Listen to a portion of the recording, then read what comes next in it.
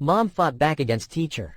I've always been clumsy. From the moment I was born, my body has been prone to accidents, especially broken bones. My health has been a bit complicated, with a weak immune system and a knack for getting myself into trouble. It's like my body is built to break, and I'm constantly finding ways to test its limits.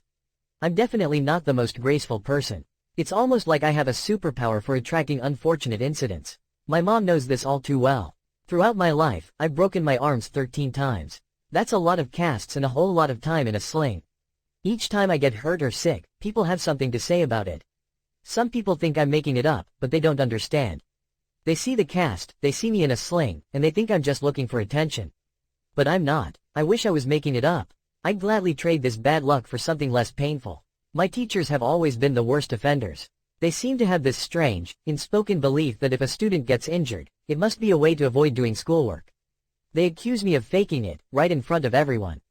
This makes me feel embarrassed and singled out. I just want to get through class, but it feels like I'm always having to prove that I'm not trying to trick anyone.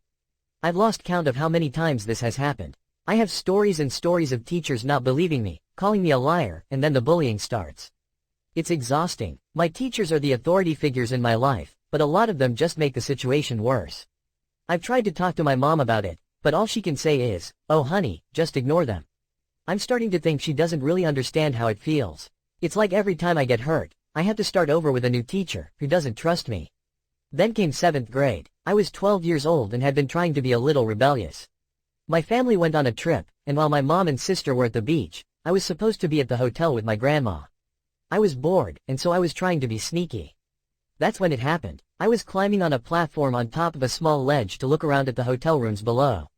It's almost embarrassing to admit, but I lost my balance, tripped, and fell. My wrist twisted, and I knew immediately something was wrong. It was just a dumb accident, but it seemed to happen all the time. I remember seeing my grandmother's face, and even through her calm demeanor, I could see the worry in her eyes. I started to cry a little and tell her my wrist hurt really bad. She called my mom immediately, who seemed like she'd gotten really mad at me for breaking the rules, but at the same time was so concerned.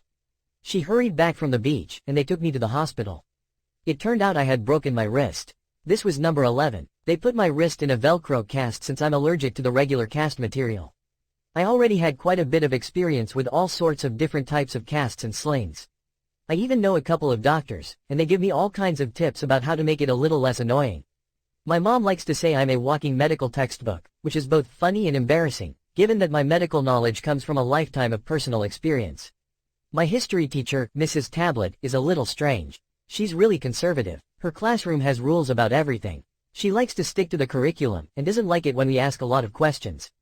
I mean, I'm more of a free spirit. I enjoy thinking for myself and don't always like sticking to a script. She also makes me feel like I'm always getting in trouble, and we have had a couple of run-ins in the past. One day, Mrs. Tablet called me up to her desk. She told me I was supposed to have a cast on my wrist, and then asked if I really needed it. When I told her it was a broken wrist, she rolled her eyes and told me she had a different story. She explained that the substitute teacher had seen me take off the cast during class. I couldn't believe what I was hearing. I tried to explain that taking off my cast would hurt way too much. It would have been like trying to rip my skin off. But she wasn't listening. I think my jaw must have dropped. It's always confusing when a teacher just completely misunderstands you, but this was next level crazy. All those years, I'd always had trouble getting teachers to believe me, and now it felt like my life was flashing before my eyes as I was watching this same scenario unfold again. But this was my 11th broken bone. How could they possibly believe the substitute teacher over me? Mrs. Tablet seemed to think my cast was a big joke.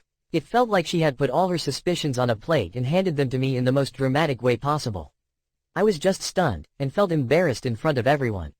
The whole class stared at me, like I was lying, and all my instincts screamed at me to just run away and hide. My voice cracked when I said, "Of course I need a cast, my wrist is broken." But it felt like Mrs. Tablet wasn't even listening anymore. Mrs. Tablet asked the class if I needed the cast, and everyone just stared at me. Then, she said that if she called my mom, she'd tell her the same thing.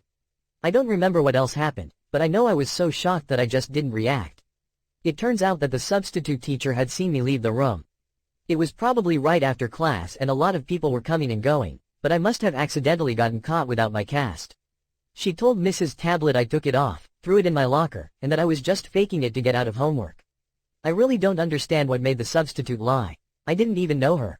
She'd just been a fill-in teacher while Mrs. Tablet was gone that day. But for whatever reason, she felt the need to spread some juicy gossip. I think maybe she just thought I was annoying, because I was sitting near her and accidentally dropped my pencil and then bumped into my neighbor's chair a couple of times.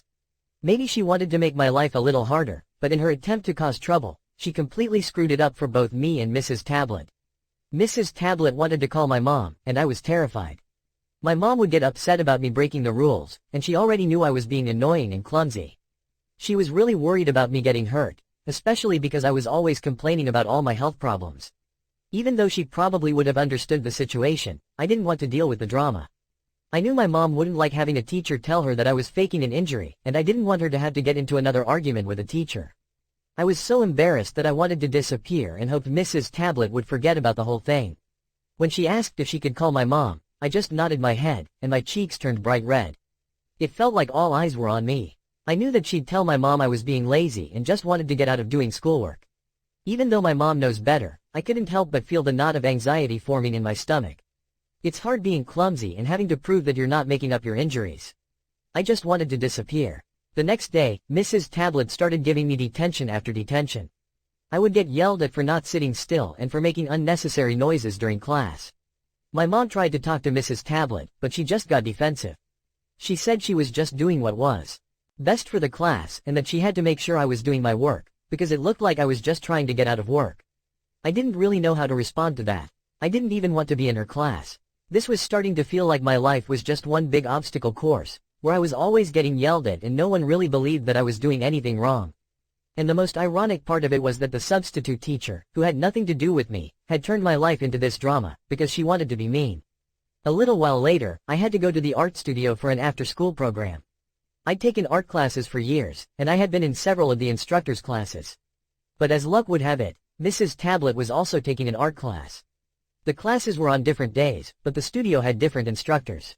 As a part of their program, all of the classes would occasionally get together to share ideas. One of the first times I saw her at the studio, I said hi. She didn't really say anything, but she rolled her eyes. The next few times I saw her at the studio, she'd talk about me behind my back. It's a little hard to keep things to yourself, and word spreads quickly. Eventually, some of my friends told me that Mrs. Tablet was telling the instructor that I was a bad influence and that I shouldn't be in the studio. I think Mrs. Tablet started spreading rumors about me. It's pretty easy to make things up when you're a teacher, especially about students who don't have their families in their corner. I tried to avoid Mrs. Tablet, but after a while, I had no choice. She was starting to convince the instructors that I didn't belong in the program. I think the other kids started noticing it too, but I didn't know how to talk to them about it, because I was already getting in trouble for being dramatic and sensitive by everyone at school. She started trying to get me kicked out of the art studio. She even started saying some pretty hurtful things about my drawings. She said I was sloppy and didn't have any artistic talent, that I was a bad artist and I should just give up. It was awful, and that's when my mom took action. My mom is an amazing person, and she knew how to fight back. She's one of the most passionate, outspoken people I know. And when she gets angry, she gets really angry. My mom didn't like the PTA mothers in our school. She thought they were bossy and they always got what they wanted, and a lot of them would use their position to make things hard for my friends and me. So my mom made sure to stay away from the PTA. But there was this one lady, a very kind woman, who was on the county school board. She was the only one who didn't make my mom feel like a social outcast, and they were good friends. My mom decided to ask her for help. My mom told her everything that had happened with Mrs. Tablet, and her friend, who knew I was clumsy and accident-prone, didn't believe it at first, but she saw my mom's passion and took it seriously. My mom gave her all of my medical records and proof that I had a broken wrist. She even brought in doctor's notes showing that I was legitimately receiving medical treatment, and it was just as painful and inconvenient as she said. She even told her friend about Mrs. Tablet getting in my face at school. Her friend talked to the other school board members and explained the situation. They realized that Mrs. Tablet had been doing this to me, and several other students who had injuries and illnesses, because she just didn't believe them. The school board members couldn't believe what had been happening, and they weren't happy with Mrs. Tablet at all. They talked to my art instructor, and she realized that Mrs. Tablet had been lying. It was her bad luck to run into a crazy teacher who had this vendetta against students with injuries. A lot of other kids at the studio also got to feel the brunt of her mean behavior, and her prejudice toward students like me had started to create a toxic environment. She even threatened to have the whole studio closed down. She wasn't being careful. My mom and her friend on the school board had been waiting for an opportunity, and this was their big chance. It seemed like it happened overnight. The next thing I knew, Mrs. Tablet was suspended for a week. The school board was going to do a formal investigation. Then things happened quickly. I'm not entirely sure what my mom's friend told the school board, but there were some really serious repercussions for Mrs. Tablet. She got called out publicly, reprimanded in front of her whole department, and got a smaller pay raise that year. She even had to take a class on teaching ethics and cultural sensitivity. I'm not sure how my mom did it, but she really gave her a run for her money. Mrs. Tablet's little vendetta got her into a lot of trouble, and she was worried that she was going to lose her job. I guess she didn't think what she was doing was such a big deal. I don't know what she thought, but she got what she deserved. My mom also went to the art studio and pulled me out of the class. The other kids started to tell everyone what had happened, and Mrs. Tablet had a hard time spinning her story. It felt a little good to finally see some truth come out, and I wasn't the only one to stand up against her mean behavior.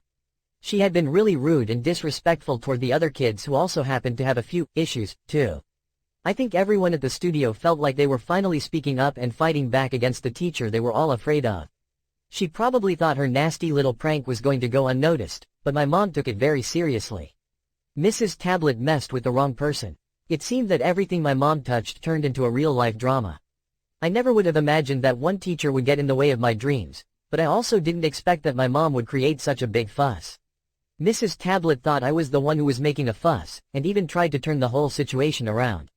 I guess she figured that nobody would ever suspect that she was the one trying to stir up drama, but all she did was make herself look bad. In the end, her plan backfired spectacularly, and I wasn't the only one to win this fight. The other kids had an amazing teacher now, and Mrs. Tablet had to work twice as hard to regain anyone's respect. I guess in some ways, my bad luck got her suspended, and maybe she did learn her lesson. I know that I was still clumsy and accident-prone, but I didn't feel so alone. Maybe the real lesson learned here was that we all make mistakes, but you have to take responsibility for them. I think I learned that it's okay to make mistakes as long as you learn from them. But I'm still clumsy. It's like a curse that won't ever be broken.